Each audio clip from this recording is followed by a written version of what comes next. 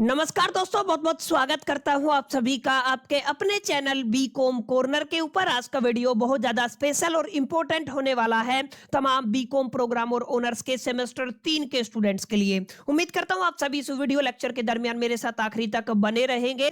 और हाँ, अगर आपको ये वीडियो हेल्पफुल लगता है, यूजफुल लगता है, तो इस वीडियो को लाइक करके अपने तमाम दोस्तों के साथ शेयर जरूर करेंगे। माय डियर फ्रेंड्स, आज की वीडियो के अंदर हम लोग चर्चा करने वाले हैं एक ऐसे टॉपिक को लेकर के, उससे जुड़ी हुई ऐसी न्यूमेरिकल को लेकर के जिनके एग्जामिनेशन में आने की प्रोबेबिलिटी और पॉसिबिलिटी इस बार बहुत ज्यादा बन रही है। एक ऐसा टॉपिक जो कंप्लीट फाइनेंशियल मैनेजमेंट के अंदर आपको पूरे के पूरे 12 मार्क्स दिला सकता है, 12 नंबर दिला सकता है।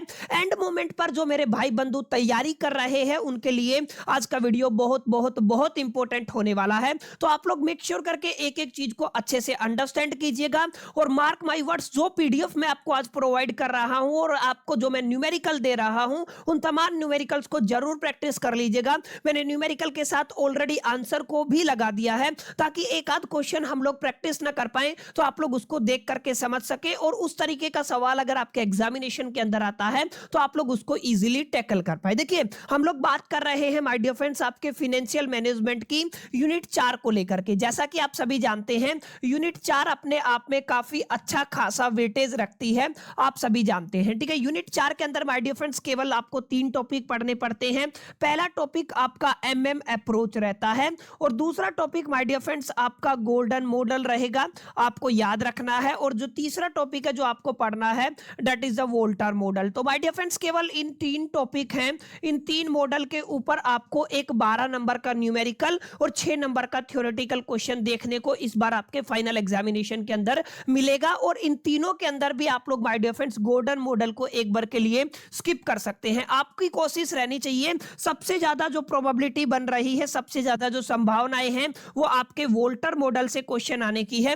फिर भी एक आध % अगर कुछ ऊपर नीचे होता है तो आपको 100% अगर वोल्टर मॉडल नहीं आया तो आपको एमएम अप्रोच आपके पेपर के अंदर देखने को मिलेगा। और बिल्कुल छोटा सा फॉर्मूला है, कुछ बेसिक कॉन्सेप्ट है, जिनकी मालूमात, जिनकी अंडरस्टैंडिंग अगर आप लोग हासिल कर लेते हैं तो बहुत इजीली आप लोग इन 12 नंबर को सिक्योर कर पाएंगे। आज की वीडियो के अंदर हम लोग आपके कंप्लीट वोल्टर मॉडल को अंडरस्टैंड करेंगे, और जिन न्यूमेरिकल्स के पेपर में आने की प्रोबेबिलिटी ज्यादा बन रही है, उन तमाम न्यूमेरिकल्स को मैं आप सभी के साथ इस वीडियो के अंदर डिस्कस करने वाला हूं। तो सबसे पहले समझिएगा, वोल्टर मॉडल कहता क्या है, वोल्टर मॉडल की कंडीशंस क्या है, वोल्टर मॉडल एग्जैक्टली हमें बताता क्या है। देखिए, हम इक्विटी शेयर की बात कर रहे हैं। यहां पे एक छोटा सा फॉर्मूला है जो आपको याद रखना है। हम लोग कहते हैं P is equal to the, हम सबसे पहले डिविडेंड को cost of equity share capital से डिवाइड करते हैं, फिर हमारे पास जो रिटेंशन रेशियो है उसको हम लोग कॉस्ट ऑफ इक्विटी से डिवाइड करते हैं, मल्टीप्लाई कर देते हैं ईपीएस अर्निंग पर शेयर के अंदर से हम लोग डिविडेंड को माइनस कर देते हैं, और इसको केवल इस फैक्टर को हम लोग कॉस्ट ऑफ इक्विटी से डिवाइड कर देते हैं। केवल इकलौता फॉर्मूला जो आपको 12 नंबर दिला सकता है वो ये रहने वाला है। समझ में आया क्या बताया मैंने? आपको पी निकालना है। पी का मतलब होता है market price of a equity share. जो आपका इक्विटी शेयर है उसका मार्केट प्राइस क्या रहने वाला है। कुछ कुछ बातें हैं जिनका ख्याल आपको रखना जरूरी है। हालांकि इस फॉर्मूले के जो अलावा कुछ छोटे छोटे फॉर्मूले हैं जो बेसिक है, उनको भी हमें यूज करना पड़ेगा। सारी चीजों को मैं आपको डिटेल में पढ़ाने वाला हूं, तो आप लोग अंत तक मेरे साथ बने रहिएगा, ठीक है ना। तो वोल्टर मॉडल हो, चाहे आपका गोल्डन मॉडल हो, चाहे आपका एमएम अप्रोच हो, तीनों के अंदर आपको पी निकालना है। डी का मतलब क्या होता है माय डियर फ्रेंड्स? डी का मतलब होता है आपका डिविडेंड। ये आपको थोड़ा याद रखना है, ठीक है। डी का मतलब क्या होता है? आपका डिविडेंड होता है। के ई का मतलब होता है, आपको याद रखना है, cost of equity share capital. मैं शॉर्ट एब्रिविएशन यूज कर रहा हूं, ठीक है। तो के ई का मतलब क्या हो जाएगा? Cost of equity share capital. वही अगर आप लोग बात करते हैं आर की, आर का मतलब होगा, आप लोग कह दीजिएगा रेट ऑफ रिटर्न। आपको क्वेश्चन में गिवन मिलेगा, ये क्या हो जाएगा? रेट ऑफ रिटर्न हो जाएगा। ई का मतलब होता है आपका earning per share, again dividend होएगा। और के ई का मतलब क्या होता है? Cost of equity share capital, ठीक है। ये आपको थोड़ा याद रखना है। ये एक बेसिक सा फॉर्मूला है जिसके बिहाफ पे आप लोग तमाम कैलकुलेशंस को कर पाएंगे। अब यहाँ पे सवाल अलग अलग तरीके के आएंगे। 3 सिचुएशन के ऊपर आपको सवाल मिल सकता है। क्या सिचुएशन है वो आपको थोड़ा अपने ख्याल में रखना है। सबसे पहले आपको रखना है जो आपका रेट ऑफ रिटर्न है, अगर आपका cost of equity share capital से ज्यादा हो जाता है, अगर आपका रेट ऑफ रिटर्न है वो आपका cost of equity share capital से कम होता है। तीसरी पॉसिबिलिटी क्या है दोनों इक्वल हो जाए, यानी कि rate of return is equal to the cost of equity share capital. तो आपको याद रखना है, अगर आपका rate of return equity share capital से ज्यादा होता है तो माय डियर फ्रेंड्स हम लोग डिविडेंड का 100% रिटेंशन करेंगे, माने हम लोग एक भी पैसा डिविडेंड की टर्म में पे नहीं करेंगे, उस पैसे को री इन्वेस्ट कर देंगे। ठीक है, अगर आपका रेट कम है cost of equity share capital से तो माय डियर फ्रेंड्स हम लोग 100% जो पैसा है वो पे कर देंगे, डिविडेंड क्या कर देंगे, पे कर देंगे। ठीक है ना, हम लोग क्या करने वाले हैं, यहाँ पे डिविडेंड पेड करने वाले हैं। ठीक है ना, ये आपको थोड़ा याद रखना है। और आर और के ई अगर आप दोनों इक्वल हो जाते हैं तो सिचुएशन आपकी इररेलेवेंट होने वाली है। इतना आपको पेपर के अंदर लिख के आना है, मोटा मोटा आपका काम हो गया। अगर आप लोग ये बातें समझ गए ना तो आप लोग समझ लीजिएगा, बड़े प्यार से आप लोग न्यूमेरिकल को भी सोल्व कर पाएंगे। जैसे पहली न्यूमेरिकल को हम लोग देखते हैं एग्जैक्टली किस तरीके के सवाल यहां पे पूछे जाते हैं। देखिए, राहुल एंड जो भी आपका कंपनी है अर्न करता है 6 पर share having the capitalization rate 10%। ध्यान रखिएगा, कैपिटलाइजेशन रेट ऑफ रिटर्न कितना है, 10% है। ये कैपिटलाइजेशन रेट है और उसके बाद है रिटर्न ऑन इन्वेस्टमेंट कितना है, 20% है। देखिए, इसने क्या कहा, रिटर्न ऑन इन्वेस्टमेंट कितना है आपका 20% गिवन है। उसके बाद कैपिटलाइजेशन रेट का मतलब है ये आपका cost of equity share capital. ठीक है, ये शब्द आपको दिखे तो आपको याद रखना है ये क्या गिवन है, ये आपका cost of equity share capital given है। इसने क्या कहा, इसने क्या किया है, पर शेयर कितना रुपया कमाया है, 6 रुपया कमाया है, यानी आप लोग कह सकते हैं अर्निंग पर शेयर बराबर है ₹6 है। क्लियर, ये आपको थोड़ा ध्यान में रखना है। आगे देखिए, according to the Walter model आपको क्या लगाना है, वोल्टर मॉडल लगाना है। What should be the price per share, आपका पूछ रहा है क्या प्राइस होगा per share at the 30% dividend payout ratio. ठीक है ना, आपको कितना रखना है, डिविडेंड पे आउट रेशियो। देखिए यहां पे सवाल में क्या गिवन है, आपको दिया गया है डिविडेंड पे आउट रेशियो। ठीक है, बहुत इंपॉर्टेंट है, ये आपको थोड़ा याद रखना है क्या है, डिविडेंड पे आउट रेशियो। और डिविडेंड पे आउट रेशियो कितना गिवन है माय डियर फ्रेंड्स, आपको 30% गिवन है। अगर आप लोग यहाँ पे डिविडेंड पे आउट रेशियो से डिविडेंड निकालना चाहते हैं तो कैसे निकालेंगे, जो आपका अर्निंग पर शेयर है, कितना रुपया है आपके शेयर का अर्निंग, यानी कि 6 रुपए है, उसका 30% आपने क्या कर दिया, डिविडेंड पे कर दिया। 6 या 18 यानी कि 1 रुपया 8 पैसा आपने क्या किया है, 80 पैसा बोल दीजिए, आपने डिविडेंड की टर्म में पे कर दिया है। यानी कि हमारे पास डिविडेंड भी निकल आया, 1.8 रुपीज आ गया है। ठीक है, ये आपका डिविडेंड है। उसके बाद इससे पहले आपको अर्निंग गिवन था, कितना था आपका, 6 रुपया था। आपसे पूछा क्या गया है, आपको निकालना है what should be the price per share, यानी कि प्राइस पर शेयर क्या रहेगा, यानी कि आपको पी निकालना है। आपको क्या करना है माय डियर फ्रेंड्स, पी निकालना है। और क्वेश्चन के अंदर साफ साफ दिया हुआ है आपको वोल्टर मॉडल लगाना है। अगर आप लोग वोल्टर मॉडल लगाते हैं तो फॉर्मूला क्या कहता है, डिविडेंड को cost of equity share capital से डिवाइड करना है, प्लस में आपको रेट ऑफ रिटर्न को कॉस्ट ऑफ इक्विटी शेयर से मल्टीप्लाई डिवाइड करके ना ई को माइनस कर देना है डी से, और इस कंप्लीट डिजिट को हमें cost of equity share capital से क्या कर देना है, डिवाइड कर देना है। ये आपका फॉर्मूला रहता है। ठीक है ना, बेसिक फॉर्मूला है, आप सभी ने पढ़ा होगा। आप ध्यान दीजिएगा, बिल्कुल बेसिक कैलकुलेशन है। अब आपकी डिविडेंड की वैल्यू कितनी है, अगर आप लोग ध्यान से देखेंगे तो इसी के अंदर अगर मैं करना चाहूं तो डिविडेंड का वैल्यू आपने निकाला था 1.8 है, तो आप लोग क्या करेंगे, सर आपका 1.8 है, cost of equity share capital 10% है, 10% का मतलब 10 डिवाइडेड बाय 100 हो जाएगा। एक जीरो से एक जीरो कैंसिल, 0.1 कह सकते हैं। ऐसे आप लोग 20 को क्या लिखेंगे, 20% को 20 डिवाइडेड बाय 100, तो इसको क्या लिख सकते हो, 0.2 लिख सकते हो। ठीक है, अब क्या हुआ, जो cost of equity share capital है उसका वैल्यू कितना है, 0.1 है, प्लस में रेट ऑफ रिटर्न कितना है आपका 0.2 है, तो आप लोग क्या करोगे, 0.2 को डिवाइड कर दोगे, cost of equity share capital कितना है, 0.1 है, अर्निंग पर शेयर कितना है आपका 6 रुपए है, डिविडेंड आपने निकाला था 1.8 आया था, अपॉन में कॉस्ट ऑफ इक्विटी शेयर कितना है आपका 0.1 है। इसको अगर आप लोग सोल्व करते हो तो आपको मिलेगा 10.20, अपॉन में कितना हो जाएगा 0.10, जिसकी वैल्यू कितनी है, ₹102। ये आपके शेयर का प्राइस आ गया, समझ में आया। अब यहां पे आप लोग आंसर देख सकते हैं, जो फॉर्मूला मैंने लिखा है ना, बस थोड़ा सा ऊपर नीचे करके लिखा है, सारी वैल्यूज एज इट इज हैं। आप लोग इसको सोल्व करेंगे तो आपका आंसर कितना आएगा, 102। बस समझना ये है कि जो जो कैलकुलेशंस आपको गिवन है ना, उनको किस तरीके से यूज करके आंसर तक पहुंचाना है, समझ में आया। ये तो बेसिक फॉर्मूला था, ठीक है। ये तो बेसिक क्वेश्चन था। थोड़ा सा एडवांस क्वेश्चन अगर आप लोग देखेंगे ना तो यहाँ पे कुछ कुछ चीजें बदल जाएंगी। जैसे यूज वोल्टर मॉडल, शुरू में बोल दिया, क्या किया आपने, वोल्टर मॉडल यूज करना है, ठीक है। अब यहाँ पे क्वेश्चन क्या है, रिटेंशन रेशियो गिवन है। क्या गिवन है आपको, रिटेंशन रेशियो गिवन है। देखिए आपका पार्ट 1 के अंदर क्या गिवन है, आपको रिटेंशन रेशियो गिवन है, ठीक है। आपको क्या गिवन है, रिटेंशन रेशियो गिवन है। तो आप सभी को पता है रिटेंशन रेशियो के अंदर अगर आपने 100% रिटेन किया है तो आपने एक भी रुपया पे नहीं किया तो डिविडेंड कितना हो जाएगा आपका, जीरो। समझ में आया, तो डिविडेंड कितना हो जाएगा आपका, जीरो हो जाएगा। अब दूसरे केस में आपने कितना परसेंट रेशियो लिया है, 50% रेशियो लिया है।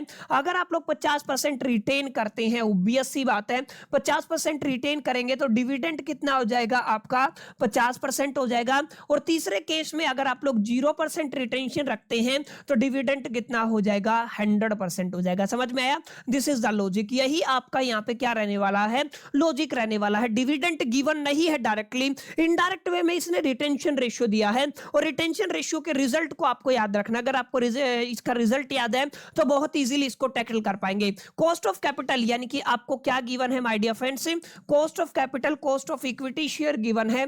कितना गिवन है, 15% है। 15% को अगर आप लोग लिखना चाहें तो 0.15 लिख सकते हैं। समझ में आया, 100 से डिवाइड करके ना, सेम बात है। आगे देखिए, आगे क्या है, अर्निंग पर शेयर आपका ई गिवन है या ईपीएस भी कहते हैं कई कई किताब में, अर्निंग पर शेयर, या फिर यहां पे हमने इसको ई से रिप्रेजेंट किया, ठीक है। कितना गिवन है, ₹5 है। ये आपको थोड़ा ध्यान में रखना है। आगे देखिए, the firm has 10 lakh equity share, ठीक है ना, ऑफ 10 रुपीज ईच। हर एक शेयर की कीमत कितनी है आपकी, 10 रुपया है। और इक्विटी शेयर कितना है आपके पास, firm has 10 lakh equity shares of the 10 each, ठीक है। एक का प्राइस कितना है, 10 है, और अमाउंट कितना है, 10 लाख है। इस बात को अपने ख्याल में और अपने जहन में आपको क्या करना है, रखना है। अब देखिए, अगर आप लोग ध्यान से देखेंगे, 100% रिटेंशन यानी कि आपका डिविडेंड कितना हो जाएगा, जीरो हो जाएगा। अगर आप लोग इस केस में फॉर्मूला लगाते हैं, P is equal to the, आप लोग क्या कहते हैं, D अपॉन में KE, और प्लस में आप क्या कहते हैं, R अपॉन में KE मल्टीप्लाई में E माइनस में डिविडेंड, और अपॉन में क्या कह देंगे माय डियर फ्रेंड्स, आप लोग कह देंगे कॉस्ट ऑफ इक्विटी। ये एक बेसिक फॉर्मूला है जो हम लोगों ने अभी अभी पढ़ा है। अब करना क्या है इसके अंदर, आप अगर पहला केस लेके चलते, देखिए आपको क्या क्या चाहिए, डिविडेंड चाहिए। डिविडेंड आपका जीरो आ गया क्योंकि 100% रिटेन किया ना, तो डिविडेंड जीरो आ गया। अब यहाँ पे आपको देखो कहीं पे रेट ऑफ रिटर्न गिवन है, आपको आर गिवन है, तो 15% आपको गिवन है। कहां पे गिवन है, देखिए, हाँ ये रहा ना, रेट ऑफ इन्वेस्टमेंट कितना है, 15% गिवन है। तो यहीं पे मैं आपका लिख देता हूं, रेट कितना गिवन है, 15% गिवन है, जिसको हम लोग 0.15 लिख सकते हैं। समझ में आया, बहुत बेसिक बात है। अब करना क्या है, ई अर्निंग पर शेयर भी आपको गिवन है, डिविडेंड भी गिवन है। बस इस वैल्यू के अंदर हमें क्या करना है, आंसर को पुट करना है। कैसे करेंगे, देखिए बहुत बेसिक बात है।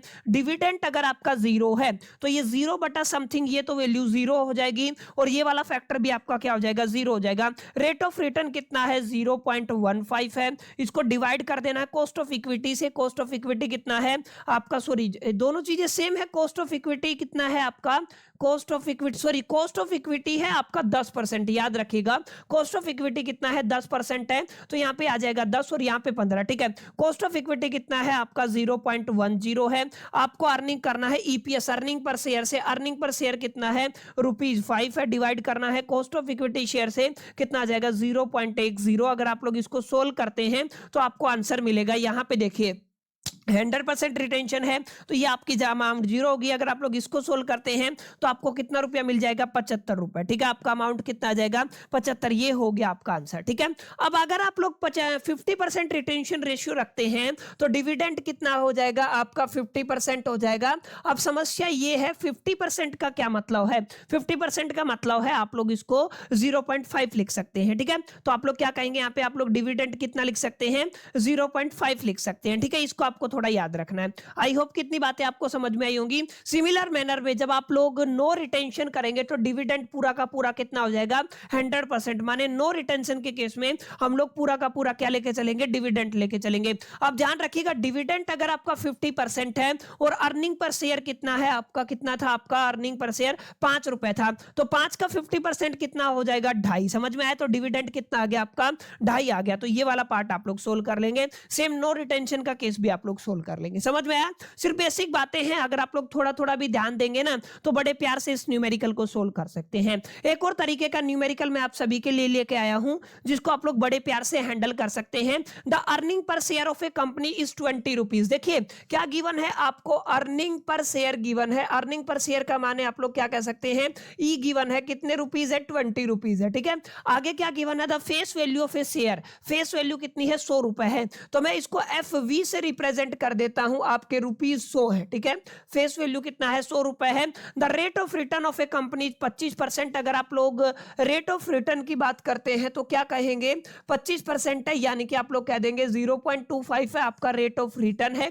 आगे क्या गिवन है, कैपिटलाइजेशन रेट ऑफ रिटर्न यानी कि कॉस्ट ऑफ इक्विटी शेयर कितना है, 12.5% है, ठीक है। अगर आप लोग इसको सोल्व करना चाहते हैं 12.25 को तो कितना आ जाएगा, 0.125, 100 से डिवाइड कर देना, ठीक है ना। ये आपका आ गया क्लियर। आई होप कितनी बातें आपको समझ में आई होंगी। ये सारा डेटा आपको गिवन है। आगे क्या है, आपको करना है वोल्टर मॉडल का यूज, और आगे पूछ रहा है what should be the optimum पे आउट रेशियो। क्या पूछ रहा है कि आपका ऑप्टिमम पे आउट रेशियो क्या रहेगा। देखिए अगर आप लोग ध्यान से देखेंगे तो यहां पे इन दोनों फैक्टर का कंपैरिजन कीजिए। अगर आप लोग देखेंगे आर 25% है, cost of equity share capital 12.5% है, तो क्या मैं यहां से ये अंदाजा लगा सकता हूं, क्या ये नहीं कह सकता R is already greater than the cost of equity share capital, यही तो है ना। और इसका मतलब क्या है, इसका मतलब हम लोग इस फिलोसफी, इस कॉन्सेप्ट को यूज करेंगे, हमें क्या करना पड़ेगा, 100% रिटेंशन करना पड़ेगा। और अगर आप लोग देखेंगे डिविडेंड पे कितना करना पड़ेगा हमें, इज इक्वल टू द 0। समझ में आया? तो इसका मतलब डी की वैल्यू कितनी आ जाएगी, इस पर्टिकुलर केस में आपकी 0 आ जाएगी। समझ में आया? तो यहां पे आपको थोड़ा ध्यान में रखना है। पहले पार्ट के अंदर क्या लिखा हुआ है, since the rate of return of investment R exceed the cost of equity and no dividend should be declared, thus the optimum dividend payout ratio should be 0। तो ऑप्टिमम पे आउट रेशियो कितना हो जाएगा, 0 हो जाएगा। समझ में आया? क्योंकि हमें कुछ पे ही नहीं करना है। सेकंड केस में क्या है, what should be the market price per share eight A optimum पे आउट रेशियो। ऑप्टिमम पे आउट रेशियो के ऊपर आपको क्या निकालना है, मार्केट वैल्यू निकालना है। माने हम क्या अप्लाई कर देंगे, आपका मॉडल अप्लाई कर देंगे। मॉडल क्या कहता है, P is equal to the D upon में cost of equity share capital, R upon में cost of equity share capital multiply में E माइनस में डिविडेंड अपॉन में हम लोग क्या करने वाले हैं, cost of equity share capital करने वाले हैं। समझ में आई मेरी बात? ये वाला फॉर्मूला आप लोग लगाएंगे। यहाँ पे देखिए, यहाँ पे क्या लिखा हुआ है, ये सेम फॉर्मूला आपने लिखा, डिविडेंड कितना लेके चलना है, क्योंकि ऑप्टिमम के ऊपर आपका डिविडेंड कितना है, 0। तो यहाँ पे ये पूरी वैल्यू कितनी हो जाएगी, 0, क्योंकि यहाँ पे डी की वैल्यू कितनी है, 0, और यहाँ पे भी 0 हो जाएगी। ठीक है, तो आप लोग क्या कह सकते हैं, P बराबर है R। R का वैल्यू कितना था, 0.25 था, तो आप लोग क्या लिखेंगे, 0.25। Cost of equity share capital कितना था, 0.125 था, मल्टीप्लाई में earning per share, earning per share आपका 20 रुपया था। ओके, तो 20 से डिवाइड कर देंगे अपॉन में 0.125 cost of equity share capital. अब यहाँ पे फोकस कीजिए, देखिए ये पूरी की पूरी वैल्यू है 0.25 आपको दिख रहा है, डिवाइड में 0.125, मल्टीप्लाई में कितना है 20, डिवाइड में 0.125, आंसर कितना आ जाएगा 320। याद रखिएगा कितना आ गया, रुपीज 320, और ये हो गया है आपका आंसर। समझ में आया? तो बहुत बेसिक तरीके से ऑप्टिमम पे आउट रेशियो को आपको समझना है, ये घुमा के बोलेगा। ठीक है, तीसरे पार्ट के अंदर क्या बोला है, if the company has dividend payout ratio 25% है, डिविडेंड पे आउट रेशियो कितना है, 25%। अब ध्यान दीजिएगा, डिविडेंड पे आउट रेशियो कितना है, 25% है। और अगर आप लोग ईपीएस की वैल्यू की बात करते हैं, अर्निंग पर शेयर की बात करते हैं, 20 रुपीज है। अगर आप लोग 20 रुपीज का 25% निकालते हैं तो डिविडेंड कितना हो जाएगा, 4 रुपए हो जाएगा। समझ में आया? आपका डिविडेंड कितना हो जाएगा, 4 रुपए। और अगर आप लोग यहाँ पे फॉर्मूला लगाना चाहते हैं तो लगा सकते हैं बड़े प्यार से, P बराबर है आपका क्या होता है, डिविडेंड अपॉन में cost of equity share capital upon में R अपॉन में के E मल्टीप्लाई में E माइनस में D हो जाएगा, अपॉन में आप लोग क्या कह देंगे, कॉस्ट ऑफ इक्विटी शेयर। अब देखिए डिविडेंड की वैल्यू कितनी है आपकी, 4 रुपए है, तो यहाँ पे आप लोग क्या करेंगे, सॉरी अगर 25% निकालते हैं तो 5 आ जाएगा, क्या आ जाएगा, 5 आ जाएगा। तो 5 अपॉन में अगर आप लोग cost of equity share capital की वैल्यू बात करते हैं 0.125 है, सेम वैल्यूज अगर आप लोग पुट करेंगे तो कितना आ जाएगा, 280। बाकी सब सेम है, केवल डिविडेंड बदला। ठीक है, तो बेसिक है, कोई इसमें आपको ज्यादा इतना कुछ समझने की जरूरत नहीं है, वोल्टर मॉडल लगाना बड़ा आसान है। ये तो एक तरीके के सवाल हैं। एक दूसरा तरीका है जिसके अंदर से पेपर में 101% क्वेश्चन आता है। अब यहाँ पे देखिएगा, यहाँ पे क्या लिखा हुआ है, cost of equity share capital यानी कि के ई की वैल्यू कितनी है आपकी, 25% गिवन है। इसका मतलब आप लोग इसको 0.25 लिख सकते हैं, ठीक है। आगे क्या है, ईपीएस अर्निंग पर शेयर कितना गिवन है आपको, 20 रुपीज गिवन है, ठीक है। तो 20 रुपीज आपको क्या है, गिवन है। आगे क्या है, assuming that the rate of return कितना है, 10% लेके चलना है। आर कितना है आपका, 10% है, इसका मतलब आप लोग इसको 0.10 लिख सकते हैं। ओके, आगे क्या कह रहा है, calculate the market price, market price करना है। अगर आपका देखिए 4 अलग अलग केसेज है। पहले डिविडेंड कितना है आपका, 25% है। सेकंड केस में डिविडेंड कितना है आपका माय डियर फ्रेंड्स, 50% है। ऐसा सवाल मैंने क्लास के अंदर भी कराया था। और तीसरा क्या है आपका, डिविडेंड कितना है, 75%। अब देखिए अगर आप लोग डिविडेंड 25% लेते हैं तो 20 का 25% कितना हो जाएगा, 5 रुपीज हो जाएगा। 50% कितना हो जाएगा, ₹10 हो जाएगा। और अगर आप लोग यहाँ पे 75% लेते हैं तो रुपीज कितना हो जाएगा, 15 हो जाएगा। यानी कि इस पर्टिकुलर केस में डिविडेंड ये रहेगा, इस पर्टिकुलर केस में डिविडेंड ये रहेगा, इस पर्टिकुलर केस में डिविडेंड ये रहेगा। तो देखिए सेम फॉर्मूला आपने यहाँ पे लगाया, 100, 111.11 और 122। फॉर्मूला क्या लगा है, वही आपका मॉडल वाला फॉर्मूला लगा है। आप लोग क्या कहेंगे, P बराबर है डिविडेंड अपॉन में cost of equity share capital, rate of return upon में cost of equity share capital, E minus में D अपॉन में क्या करेंगे आप लोग, cost of equity share capital से क्या कर देंगे, डिवाइड कर देंगे। समझ में आया। अब यहाँ पे देखिए D की वैल्यू बदलेगी, बाकी सब पैरामीटर तो सेम है। पहले केस में D कितना आएगा, 5, दूसरे केस में आपका 10 और तीसरे केस में 15। बाकी सब सेम है। देखिए पहले केस में कितना है, 5, दूसरे केस में 10 और तीसरे केस में 15। आंसर निकालेंगे तो डिफर कर जाएगा। समझ में आया। तो इस तरीके का सवाल भी पेपर में आता है। बेसिक अगर आपको क्लियर है तो बड़े प्यार से इस न्यूमेरिकल को सोल्व कर पाएंगे। मार्क कर लीजिए, ये वाला न्यूमेरिकल वेरी वेरी इंपॉर्टेंट रहने वाला है। हर बार इस तरीके का पेपर के अंदर क्वेश्चन देखने को मिलता है। यहाँ पे परसेंटेज गिवन नहीं, आपको वैल्यूज गिवन होगी। यानी कि determine the market value of equity share, equity share का मार्केट प्राइस निकालना है। अर्निंग ऑफ ए कंपनी देखिए कितनी है, 10 लाख रुपए है। अब इस सवाल को बड़े प्यार से समझिएगा माय डियर फ्रेंड्स। आपको अर्निंग कितना गिवन है, अर्निंग ऑफ कंपनी है, मैं डायरेक्ट अर्निंग लिख रहा हूं। कितना गिवन है आपको, 10 लाख गिवन है, ठीक है। अर्निंग के बाद आपको क्या गिवन है, डिविडेंड पेड। अब ध्यान रखिएगा, आपने क्या किया है, आपने डिविडेंड पे किया, ठीक है। आप लोग क्या कहेंगे, डिविडेंड पेड। कितना डिविडेंड पे किया है, 6 लाख रुपया पे किया है। तो यहाँ पे आप लोग क्या लिख देंगे, 6 लाख लिख देंगे। आगे क्या है, number of shares, number of shares आप लोग लिख देंगे, आउटस्टैंडिंग है जो भी। तो मैं डायरेक्ट इसको क्या लिख देता हूं, नंबर ऑफ शेयर्स लिख देता हूं, ठीक है।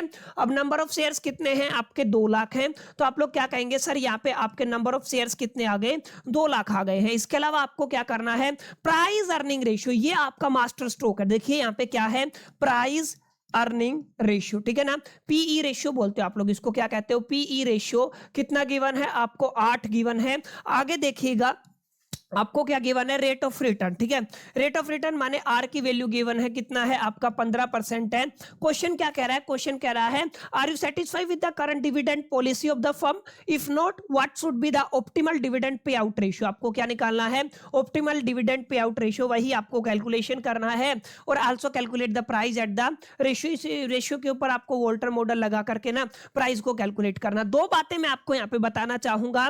जो cost of equity share capital, यहाँ पे देखिए हमें चाहिए क्या, हमें डिविडेंड चाहिए। क्या चाहिए, डिविडेंड चाहिए। हमें क्या चाहिए, अर्निंग पर शेयर चाहिए। ये तो अर्निंग टोटल अर्निंग है। तो सबसे पहले हमें क्या निकालना पड़ेगा माय डियर फ्रेंड्स, सबसे पहला तो हमें ई या ईपीएस निकालना पड़ेगा, earning per share. Earning per share यानी कि जो आपकी फर्म की जो अर्निंग होती है, अगर मैं उसको शेयर से डिवाइड कर दूं तो आपको क्या मिल जाएगा, अर्निंग पर शेयर मिल जाएगा। अर्निंग कितना गिवन है, 10 लाख गिवन है, ठीक है। और नंबर ऑफ शेयर्स आपको अगर आप देखेंगे तो कितने गिवन है, 2 लाख गिवन है। तो आप लोग क्या करेंगे, 2 लाख से इसको डिवाइड कर देंगे, ये सब क्या हो जाएगा, कैंसिल हो जाएगा। 2 पंजा 10, यानी आप लोग क्या कह सकते हैं, अर्निंग पर शेयर रुपीज में कितनी आ गई है, 5 आ गई है। पहली चीज समझ में आई कि नहीं है, यहां पे आपको क्या निकालना है, अर्निंग पर शेयर निकालना है। यहां पे कंपनी ने कितना अर्न किया, ये आपको मिलेगा। आउटस्टैंडिंग शेयर या नंबर ऑफ शेयर्स गिवन होंगे, ये आपको मिलेगा। आपको ध्यान ये रखना है अर्निंग पर शेयर कैसे निकाला जाता है, ये मैंने आपको सिखा दिया है। आपका आंसर कितना आया है, 5 रुपया आया है। अब एक चीज आपको थोड़ा ध्यान में रखना है, ये जो आपको एक नया फॉर्मूला दिया है, क्या, प्रॉफिट अर्निंग रेशियो। ध्यान दीजिएगा, नोट कर लीजिएगा इसको। ये मास्टर स्ट्रोक खेला है इन्होंने, क्या कहा है इन्होंने, प्रॉफिट अर्निंग रेशियो। ये क्या कहता है कि भाई साहब ये क्या है आपका, प्रॉफिट अर्निंग रेशियो है। प्रॉफिट अर्निंग रेशियो के केस में ध्यान रखिएगा, इसका एक फॉर्मूला होता है। हमें क्या करना होता है, हम यहाँ पे कहते हैं आपका जो मार्केट प्राइस है ना शेयर का, प्रॉफिट अर्निंग रेशियो के अंदर जो मार्केट प्राइस है शेयर का, उसको अर्निंग अर्निंग पर शेयर से डिवाइड करते हैं, ये इसका फॉर्मूला होता है और इसी से ये खेलता है हर क्वेश्चन के अंदर। समझ में आया? क्या बताया मैंने बताया आपको profit earning ratio, market price upon में अर्निंग पर शेयर क्या कहलाएगा? प्रॉफिट अर्निंग रेशियो कहलाएगा। इसकी वैल्यू हमें गिवन है, प्रॉफिट अर्निंग रेशियो कितना है? 8 है। तो आप लोग क्या कहेंगे? सर 8 ही आ गया। अर्निंग पर शेयर इधर आएगा तो मल्टीप्लाई में हो जाएगा। अर्निंग पर शेयर कितना है? 5 है। तो आप लोग क्या कह सकते हैं? सर मार्केट प्राइस तो हमारे पास आ गया, अब यहां पे हमें कुछ लगाने की जरूरत नहीं पड़ी। कितना आ गया मार्केट प्राइस? 8 पंजा 40, तो कितना आ गया? ₹40 आ गया। बोलो बात समझ में आई कि नहीं आई? ये प्रॉफिट अर्निंग रेशियो वाली कहानी समझ में आई? तो यहां पे देखिए प्रॉफिट अर्निंग रेशियो का फॉर्मूला गिवन है, मार्केट प्राइस अपॉन में ईपीएस। अगर आप लोग इसको सोल्व करते हैं तो कितना आ जाएगा आपका? ₹40 आ जाएगा। ठीक है, अब आपको निकालना है डिविडेंड पर शेयर। क्या निकालना है? Dividend per share. Dividend paid, आप लोग क्या कहेंगे?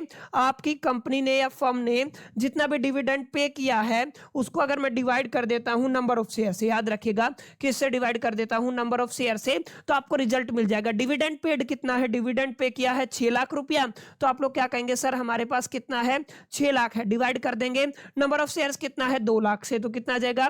2 लाख आ जाएगा। ठीक है, 2 या 6 ₹3 आ जाएगा।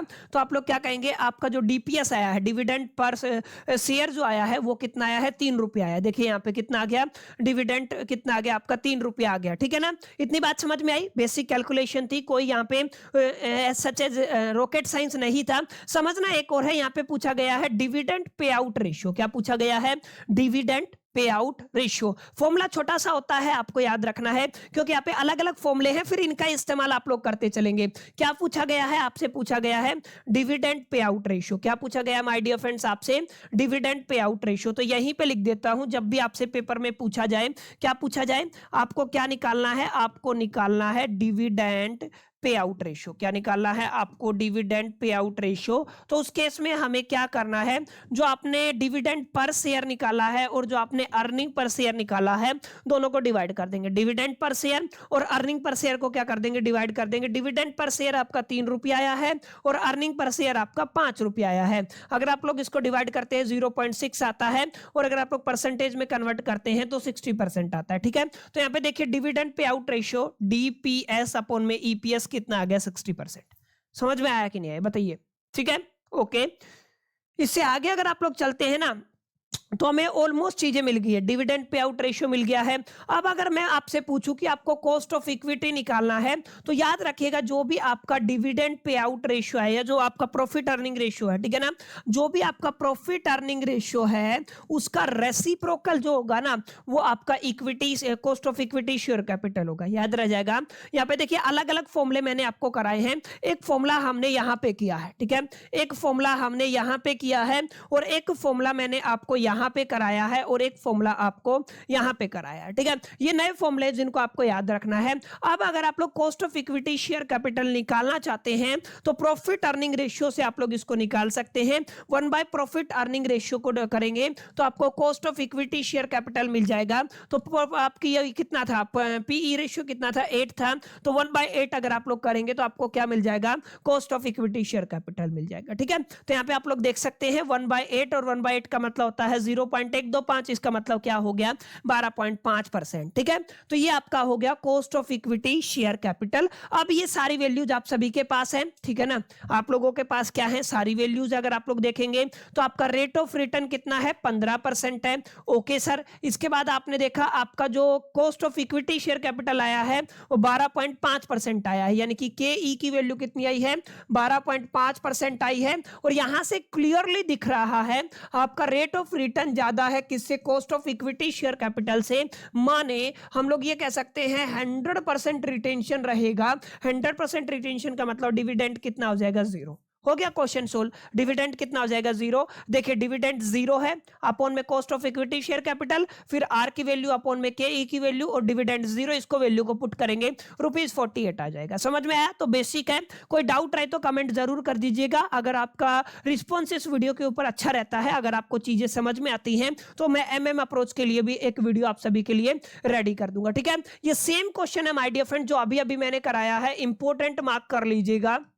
वही आपका अर्निंग दे रखा है, वही आपका डिविडेंड दे रखा है, नंबर ऑफ आउटस्टैंडिंग शेयर्स दे रखे हैं, अर्निंग प्राइस रेशियो दे रखा है और रेट ऑफ रिटर्न दे रखा है। सेम चीजें हैं, सेम उसी तरीके से करना है जो मैंने अभी अभी कराया है। ठीक है, सेम क्वेश्चन आपका यहाँ पे रहने वाला है। अर्निंग ऑफ ए फर्म है, नंबर ऑफ इक्विटी शेयर है, रिटर्न इन्वेस्टमेंट है, कॉस्ट ऑफ कंपनी है।